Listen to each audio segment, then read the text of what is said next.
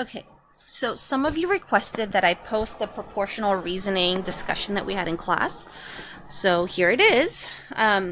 So what we want to do when you're looking at a proportional reasoning problem is you want to find the thing that's the same.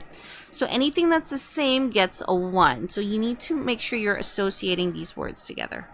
All right, the next thing that you're looking for is the change between A to B. So A is your original value. Okay, so original. And then B will always be your new value. Okay, so fill that in with the appropriate number. And then you're going to make both sides the same by adding a number to the third thing. So we'll talk about that.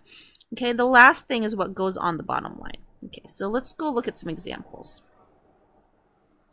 Example, a car travels at 10 meters for 5 seconds. What is the displacement? If the car travels the same speed for 15 seconds, how far did it go? Okay, so one thing I like to do is list all my knowns, right? So A, my V is equal to 10 meters per second. My delta X, we don't know, and delta T, we do know as 5 seconds. Okay, and so then B, we know that the car travels, so the car is traveling for the same speed, so same speed, 10 meters per second. We don't know the delta X, and the change in time is now 15 seconds. So from A to B, the velocity doesn't change. The velocity stays the same. So we're going to give the velocity that number. Okay, so if it stays the same, remember that it's a 1. If it does not stay the same, so the changes, so the time changes, it goes from 5 to 15. And the relationship between 5 seconds to 15 seconds is that it's 15 seconds is 3 times the amount 5 is. So we're going to find delta time and write the 3. This is what is multiplied. Okay, and now this is the thing that's left. And so we know that it's going to go down here to the variable. Okay, and let's make some sense of this. From 5 seconds to 15 seconds, it triples. Then that means that to make this 1, this over this needs to equal 1. And so we know that any number over itself is going to be 1. It's the property of 1. So that means that the coefficient of delta X, the change in position, is going to be 3. And this coefficient is the same as this. So we're just going to move it over. Then we're looking for the A value to put here. And so that means that the A value here, we can just do a quick calculation. Okay, so for A, so velocity is equal to delta X over delta T. The velocity is 10 meters per second, which is equal to our change in position over the change in time, which is actually 5 seconds. Whoops. 5 seconds. Okay, so that means something over 5 is going to equal 10. And so we know if we multiply this on both sides, so we're going to multiply 5 seconds, the seconds cancel out, and we're left with 5 times 10, which is 50 meters, is our change in position. So that will be our A. So 50 meters. Okay, so 50 meters goes here. And so now our new value will be 3 times 50, which is going to be 150 meters.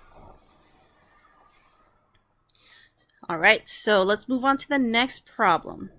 Okay, a bicycle takes 20 seconds to go 100 meters. What is its velocity? And then B, if the bicycle covers the same distance in 10 seconds, what is its velocity? So I'm gonna make this a little bit smaller so that we can make some notes on the side. So our A values, okay, our velocity, our change in position, and our change in time. We know that we're looking for the velocity, so we don't know that yet. We know that the change in time is 20 seconds and that the change in position is 100 meters. And the velocity is equal to 100, the change in velocity is equal to 100 meters over 20 seconds. And 100 meters, 100 over 20 is equal to 5 meters per second is our velocity. Now for B, our velocity, our change in time, and our change in position and change in time. All right, so if the bicycle covers the same distance, that means this is going to stay the same in 10 seconds, and now our time is 10 seconds. We're going to do the proportional reasoning to get our new value, okay? Stays the same. Let me make that a little bit thicker. Stays the same. So that's times 1. And from 20 to 10, we're going to multiply by a half. Okay, so our change in position stays the same. Our change in time is reduced by a half. And if we do simple algebra, 1 over 1/2 is equal to 1 divided by 1 over 2, which is equal to 1 over 1 times 2 over 1, which is going to give us 2. So this is the number that's going to go here, which is velocity. And since that was the last thing we filled out, it's going to go here.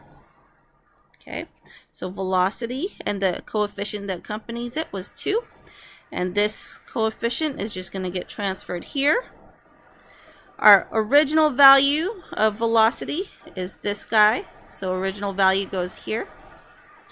5 meters per second. And so now we know that to keep the change in position the same, to keep the displacement the same, and the time is cut in half, the bicyclist is going to have to double its speed. So double the 5 is going to be 10 meters per second. All right, and that is it.